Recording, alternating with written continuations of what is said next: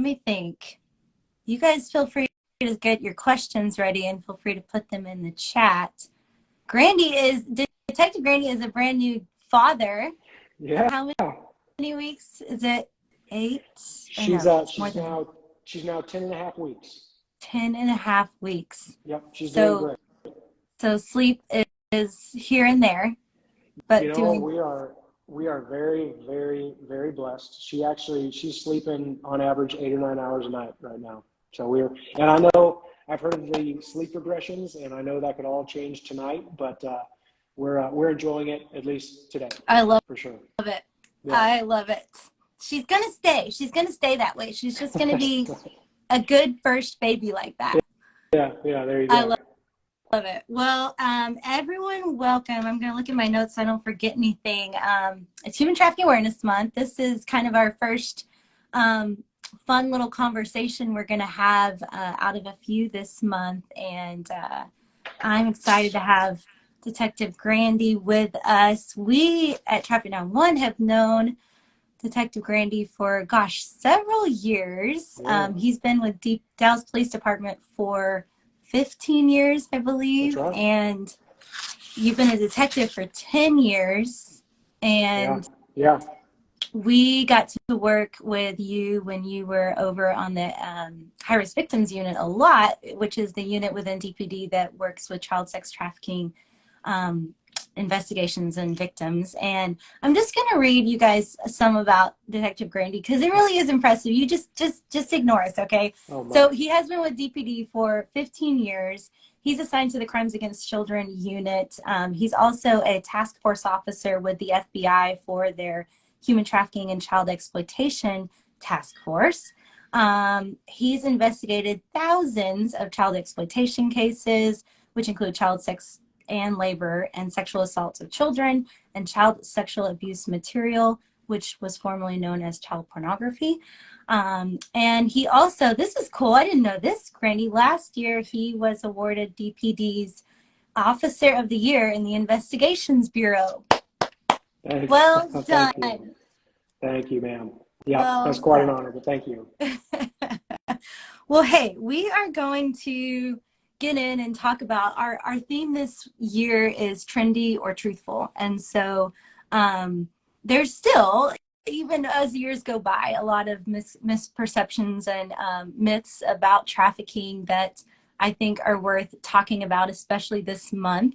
And I want to make a disclaimer, though, that just because you have a Dallas Police Department detective on IG Live doesn't mean you can ask him questions about active cases. So there's been some big ones that have hit the news lately that you may have really wanting to know answers about that Grandy will politely decline to answer. But I just wanted to set the stage for that. But we're going to talk about trafficking and how it's just this very big issue, but in a lot of different kind of lanes. I thought it would be good to talk about first, Grandy, if you wouldn't mind sharing, just like if people are wondering that are here local in the Dallas-Fort Worth area, like what's the prevalence of trafficking here? How often are we seeing it? Not that you have to throw out some statistics, but just tell everyone what your answer would be if someone asked you that. It's absolutely prevalent, is the general answer. How often we see it? Definitely on a weekly, sometimes daily basis. Thank you for not asking me to throw out statistics, because frankly, I think it's really, and maybe something we could go more into later. It's near impossible, if not completely impossible, I believe, to really nail down true statistics on human trafficking. And but I would tell you, in that arena, as best as we can tell, Dallas-Fort Worth is in the top 10 of cities of most trafficking cities in the nation every year over year. Last year we dropped to 10, which again, hard to put much weight on these statistics, again, for multiple reasons, but we dropped to number 10 last year. And I think there's also reasons for that, maybe some better than others, but that's the lowest we've been in a long time. That's interesting. Yeah, even for the FBI's best statistics. Now, I'm not convinced, frankly, that that's because there's less trafficking. I think it has to do with manpower, and you know, we could go all into that. But the short answer is it's very prevalent. And like I said, just Dallas PD, I'm not even including all the other agencies around. Yeah. Dallas Police Department alone is recovering trafficked children on a weekly basis. And sometimes it feels like 3-4 days in a row at times. Yeah. Our team feels that too. Yeah, I know you do. In fact, you might have better statistics off the top of your head on that, just because I know we refer an awful lot to you. Yeah, no, I mean, gosh, it seems about at least every 3 days or so, we're getting a call for a response from law enforcement. So, yeah, around 150, between 100 and 150 a year is what we see here, new ones. But like you said, I think it's important for everyone to be okay with the gray of not having stats, because it is hidden and it's hard. We only know what we know. Yeah. And you guys only know what you find. Right. And you only have so many resources to find so many. So right. I think that's real. And I think, to clarify, since trafficking is this big umbrella term that many types of trafficking fall in between that, and we'll probably kind of more gear a little bit more towards sex trafficking and even child sex trafficking tonight, but will you kind of clarify with everyone the different types that can fall under this big umbrella? Because I don't want to act like we don't believe those exist. Do you know what I mean? Absolutely. So we categorize trafficking into, you could put it in 4 different categories. You can divide them into adult trafficking versus child trafficking. And the reason we divide those up is both the resources that are available to adults versus children, as well as sort of the legal ramifications and the legal boundaries that we're tied to versus handling adult victims versus child victims. And then the other separation, or the other category you divide up into, is labor trafficking versus sex trafficking. And sometimes they're involved or they're victims of both. Yeah. And we handle that as that comes. So the 4 groups, if you will, would be adult labor trafficking, adult sex trafficking, child labor trafficking, and child sex trafficking. And like I say, that's the way we have done it for the longest time because of the way the laws are written. So you have to handle each one just a little bit differently, yeah, as well as the different resources that are available. Yeah, no, that's good. That's good. So we know it exists in a lot of different ways. Both Detective Grandy and my experience is a little bit more on the child sex trafficking side. And so we'll probably, just to give you a heads up, we'll probably like kind of focus more on that, but I don't in any way want to minimize the fact that this is happening to several different types of groups of victims, and they're all important to address. So let's hop into myth number 1. One of the things that I really do feel like I still hear it. We were at this press conference for the Texas Rangers, and this woman came up to us and she found out what we do, and she's very well educated, but she still was just like, I'm so afraid for my daughter. And I think there's this idea, and that's good, but there's this idea of this snatch and grab, kidnapping, this hypervigilance around how people's kids might get trafficked in these different scenarios. So can you speak to the truth around what we see? Sure. Well, I'll start by prefacing this. Well, for purposes of what we're doing tonight, we're going to speak in an awful lot of generalities, right? And I'm going to tell you what we mostly see.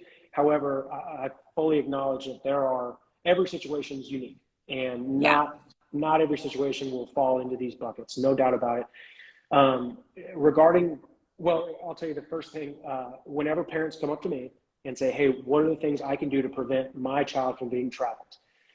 The first thing I do is look at them and say, hey, just the fact that you care enough and you're here and you want to ask me that question tells me your child is exponentially less likely to be trafficked. I love that. And I'll explain what I mean by that. That said, kidnappings do happen. I know the recent offense in Wise County, Texas, made the news. Maybe some of you heard about that, about a FedEx worker grabbing a young child. And kidnappings do happen. Those things do happen, and don't get me wrong, absolutely keep an eye out and use common sense and be precautious. As far as trafficking goes, again, every situation is different, but in general, more often than not, I mean, a massive majority of the time, what we see from our child trafficking victims is they're coming from a very broken home life. And a lot of these kids are being abused at home, whether it be verbal abuse, physical abuse, sexual abuse, or some combination thereof. And they're trying to get away from that. They're not running to go get trafficked. They're running from something going on at home. Something's really broken at home. The majority, while we do have boys, the majority of child trafficking victims we see are females or girls. And what do you hear at every parenting 101 class? But hey, if your daughter is not finding love at home, she's going to go find it somewhere, right? Yeah. And very, very few, like I said, kidnappings do happen, but very, very few are actually kidnappings. A large majority of the time, I would say these kids are being somewhat neglected / abused at home, and they're looking outside of home for affirmation, for love, for attention, all of these things. And social media and the internet is a wide, wide world of all kinds of people. And there are predators on every social media channel all over the internet. And when these young kids are out there, these guys are looking for those vulnerabilities. They're looking for a child, looking for attention and looking for love. And they are more than willing to swoop in and say, hey, I'll love you. Hey, it may sound crazy, but these are young kids, right? Their brains aren't fully developed. And when they're being neglected in the first place, it's not uncommon for a future trafficker or current trafficker to say, hey, follow me and I'm going to make you a millionaire, right? One common lie or deceit tactic is going to be, hey, you're so beautiful. I can't imagine loving anybody else in the world. And you know what? We can make $1 million if you just, I can connect you with a modeling agency. Well, I think you can kind of see if you try to imagine yourself being a 15-year-old girl who's being abused and the people at home who are supposed to love you the most are telling you that you're worthless.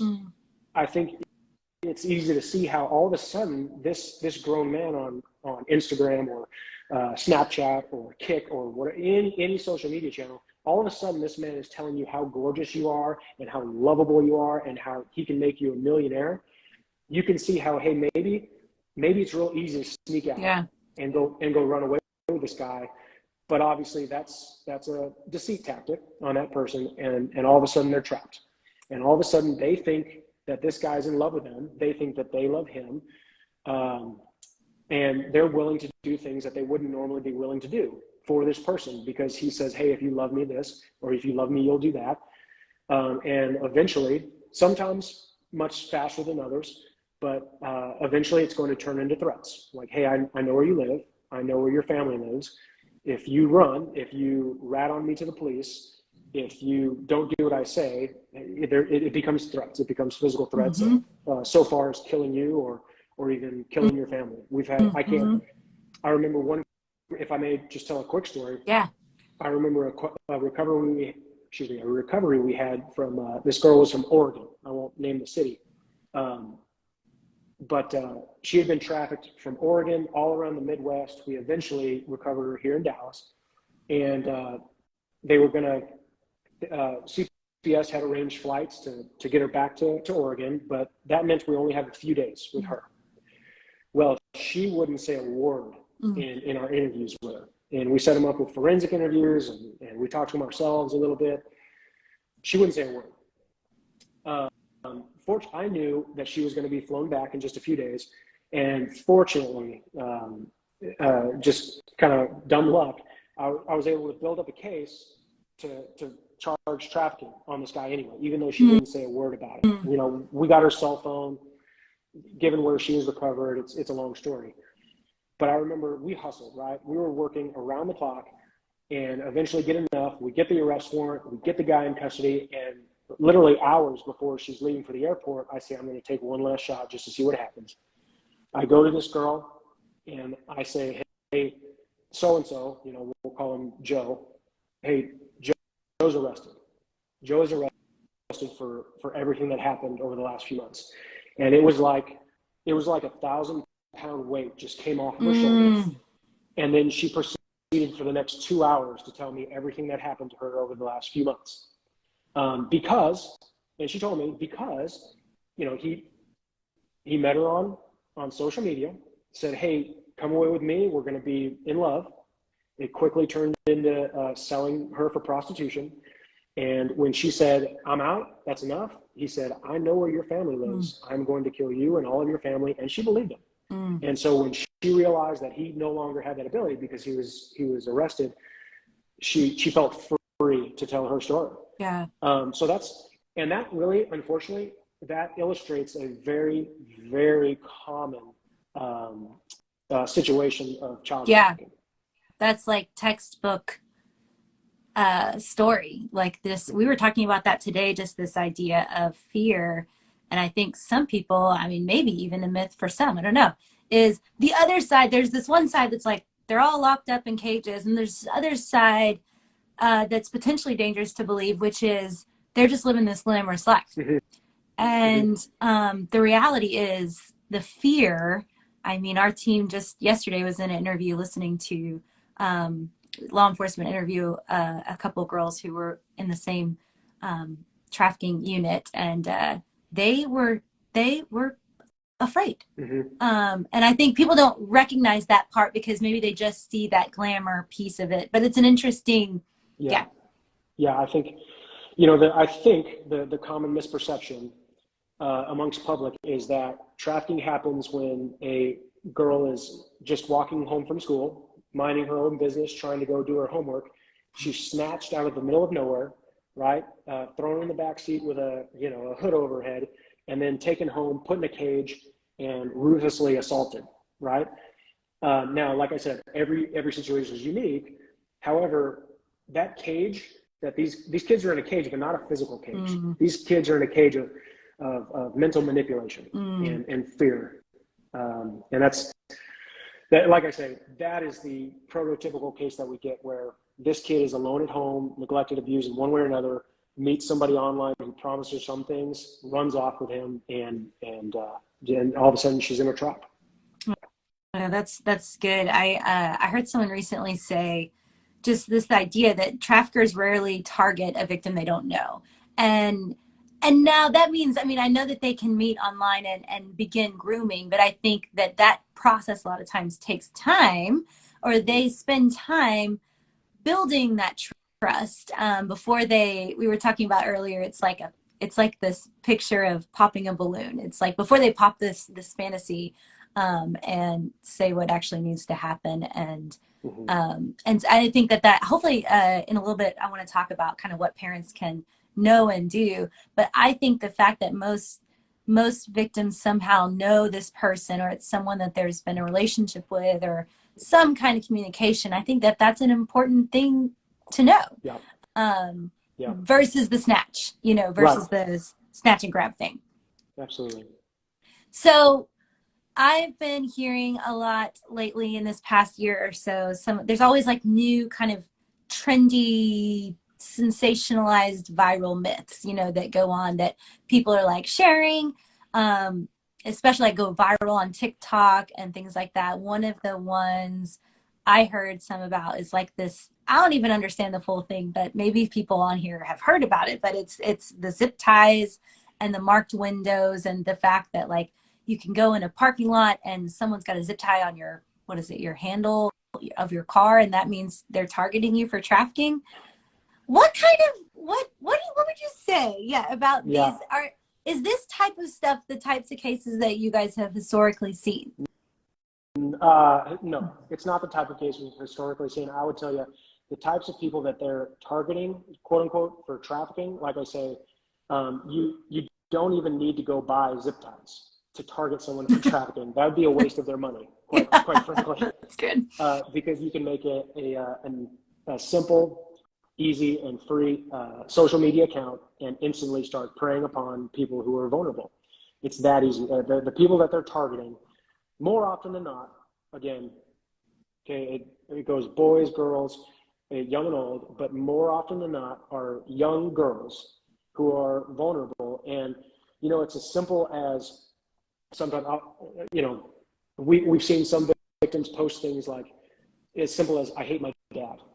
A predator sees that and a light goes off. Oh, I can swoop in on this little kiddo, right?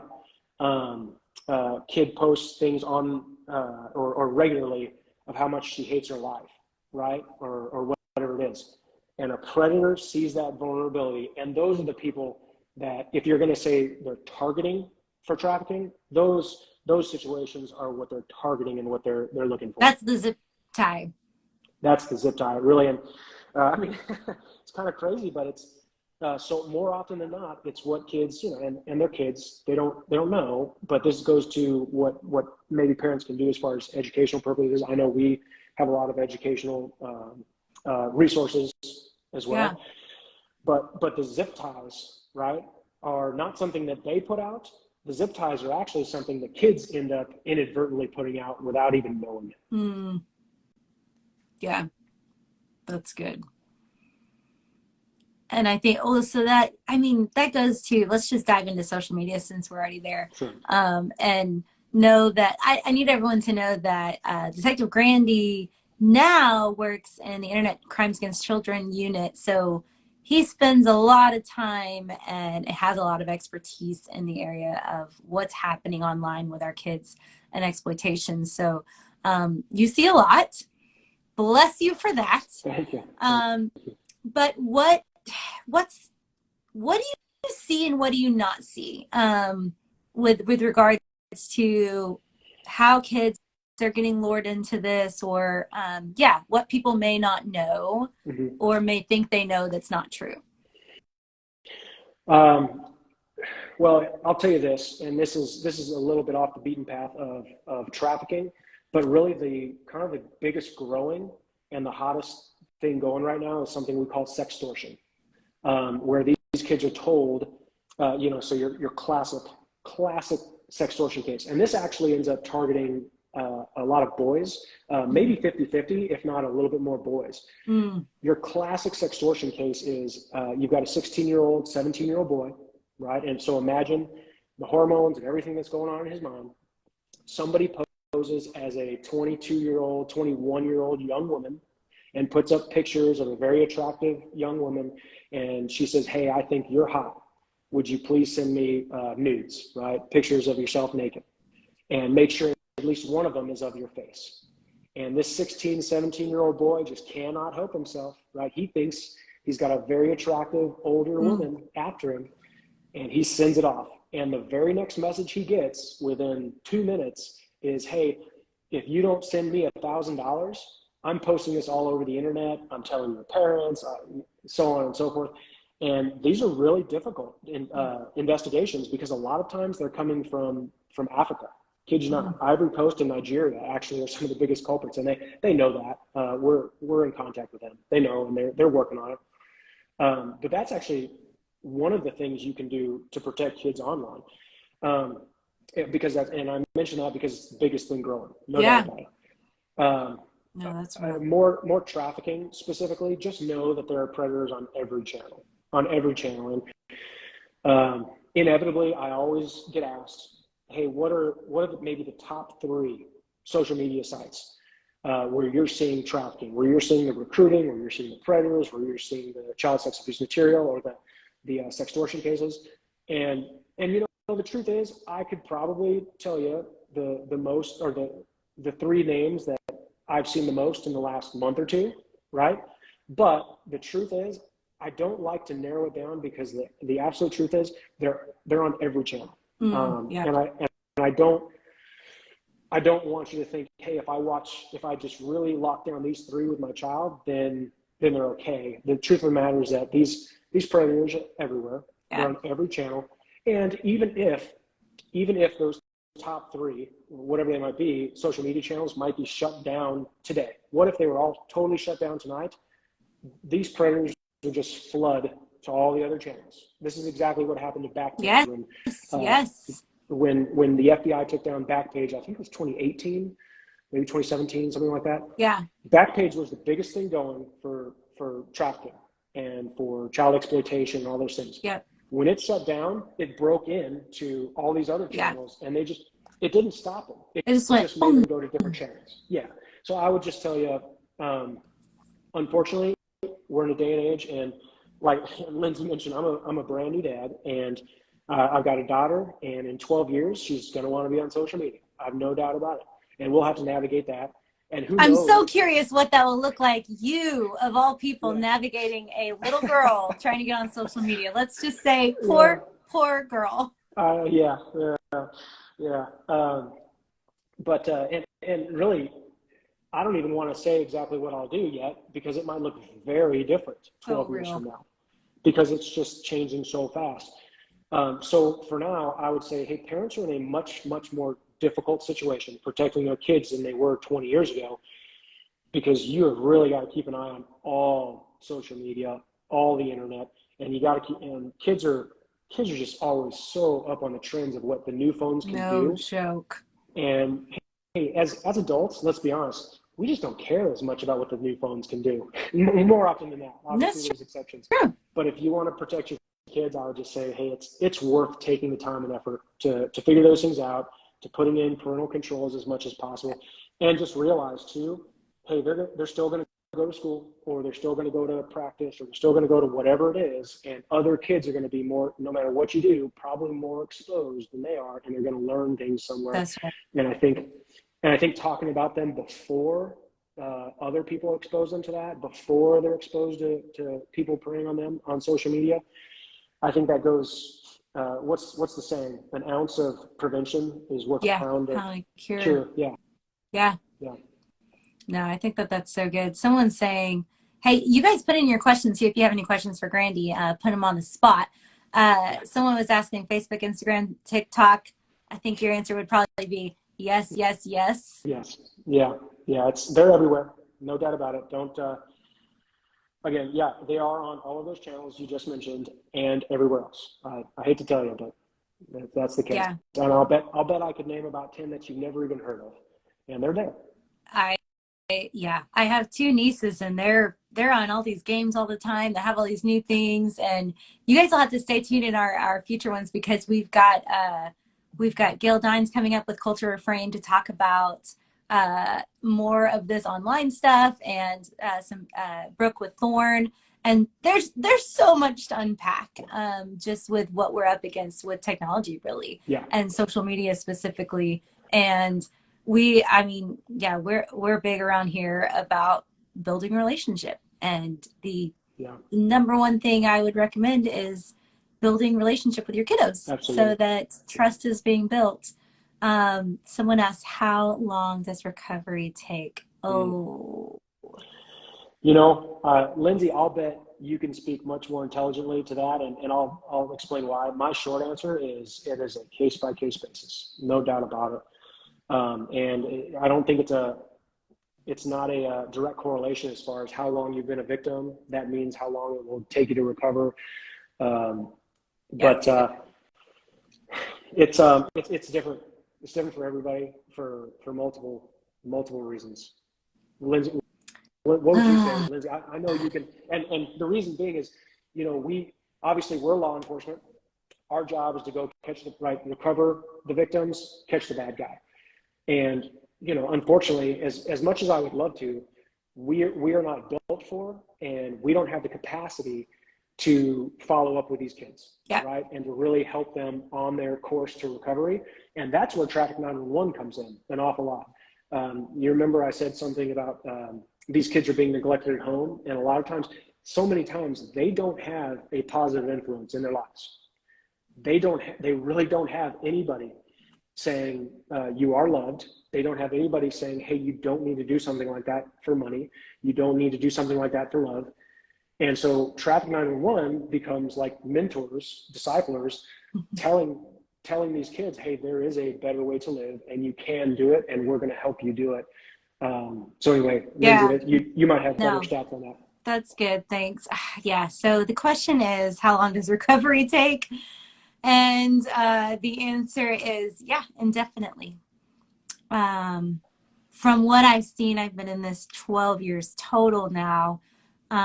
There is just there's no easy track to recovery because of and I think every person is unique. And like you said, there's just no one size fits all. What we know is that I'm friends with people in their 40s who this happened to in their teens, and they're still on their journey. And I mean, I think probably maybe a lot of us can relate to this in any traumas that we may have experienced as a young person. Maybe it wasn't this, but there's traumas that we all experienced growing up, perhaps, that we're still working through. And I think that especially a trauma as deep as this, and I think it's part of this, trust has been broken with humanity because humanity are the ones who have abused them over and over again. That takes time, and there's no timeline, and so that's why we're just kind of along for the ride. And yeah, you see, I think it really depends on the support system around a survivor. What's their family like? What support do they have?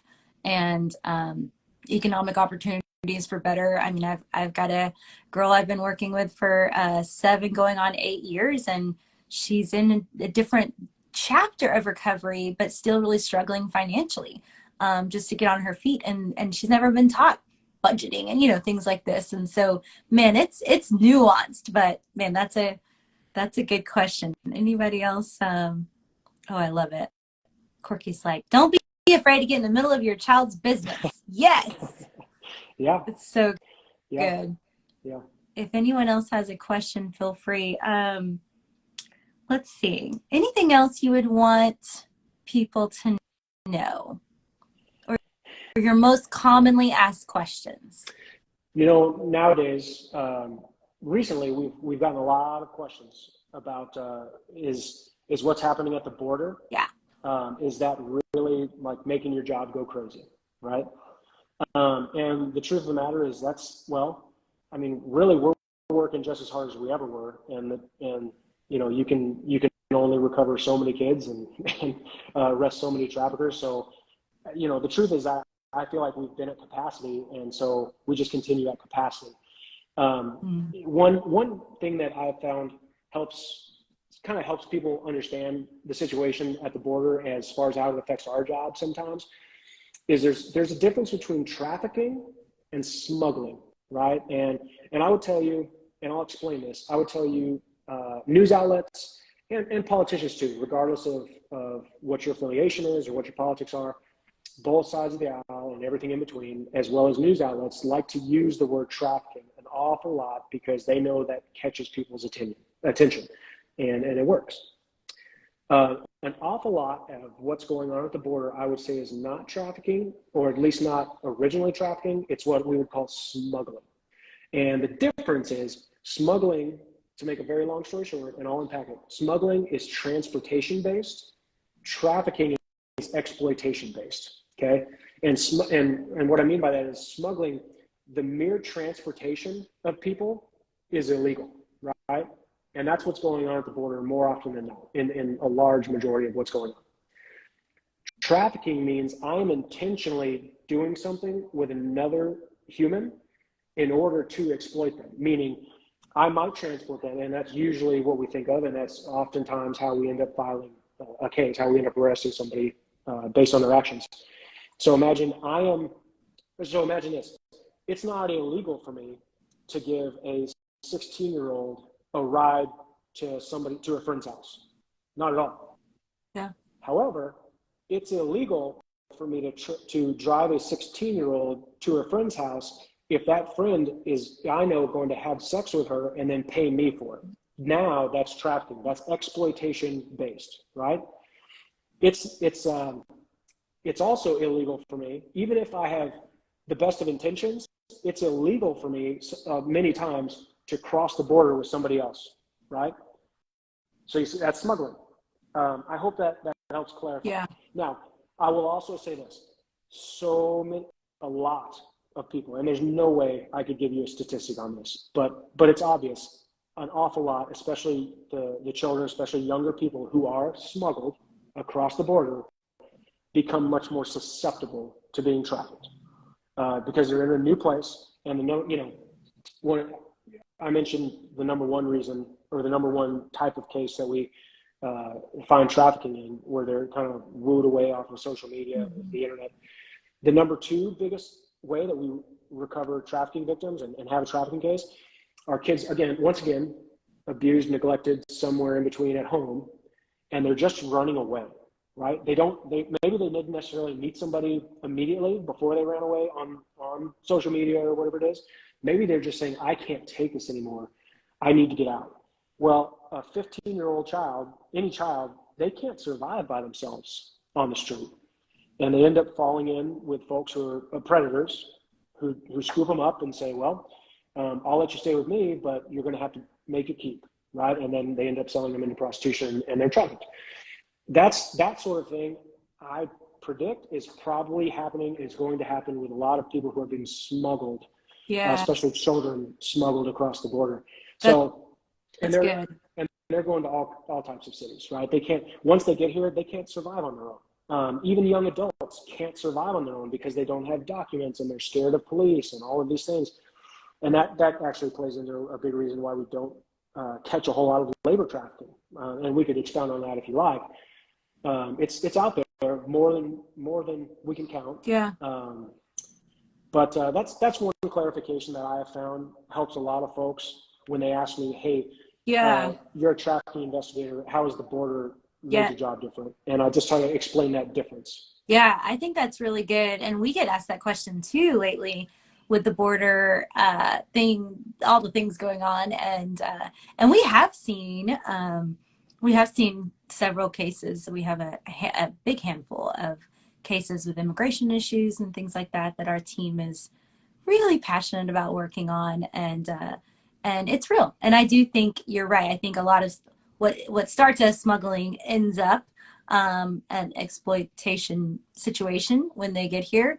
And those are the cases that we've seen a lot of, but who's to know numbers wise. But I did see Jeanette ask what tools or resources do we know of for parents with kids online. I know there's going to be a few we talk about on Monday with Gail Dines, but I'm curious, is there anything you would recommend, Grandy? Yeah, so we actually, being the North Texas ICAC Task Force, Internet Crimes Against Children Task Force, we actually have a police officer whose full-time job is going around educating students and parents on the danger of the internet and all of those things. And Lindsey, I'll tell you what, if you remind me, I can definitely forward all of those resources to you, and you can post them on your website or however's best for you to do that. Also, National Center for Missing and Exploited Children, I know, has tons of resources. Polaris and the Human Trafficking Hotline, they have tons of resources on their website. I guess the biggest thing is I would make sure they're more of a reputable nonprofit like Polaris, like the National Center for Missing and Exploited Children, something like that, like something that's being put out by a police department or federal agency, because there's an awful lot of people out there as well who want, probably, I can't read their minds or measure their hearts, so I'm just going to give them the benefit of the doubt that they really do have the best intentions in mind, but don't always put out the most reliable information. So for what it's worth, I would rely more on those more reputable sources. That's good. That's good. Yeah. And the NCMEC one is missingkids.org. They have a program called Net Smarts with a Z.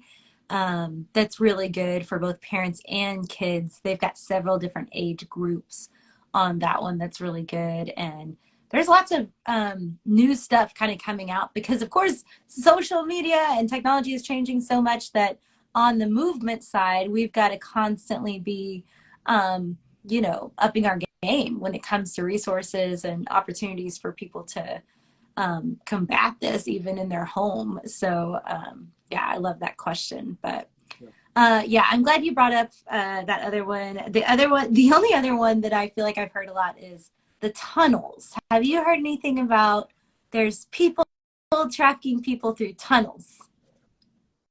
So I think that might be, so there are tunnels at the border. I've heard tunnels from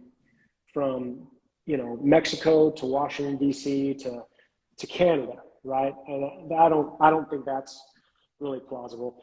We know that there are tunnels for human smuggling, right? And I think some of what we covered in the difference between smuggling and trafficking really speaks into the tunnels question. Yeah, there are short tunnels down at the border. A lot of those get covered up. They don't last long, especially some of the ones that aren't hidden. Some of them are very much wide in the open, actually, but they're not long. And that is much more, like I say, a way of smuggling rather than trafficking. Got it. Got it. Good to know. Good to know. Well, I think that wraps us up. Thank you guys for joining us. On Monday, I'll be chatting with Gail Dines, Dr. Gail Dines from Cultured Reframe. And we'll also later this month be talking to Brooke Istook from Thorn about some of their research and what they found on technology and keeping children safe. So stay tuned, and we'll try to we're hoping that we recorded this so that you can share it later if you'd like. But hey, Grandy, you're out there saving kids' lives. Thank you for taking some time with us. I really appreciate it. We're super grateful for you. Oh, it's a pleasure. Thank you so much for having me, Lindsay. All right. See y'all. Good night. Thanks for joining. Thank you.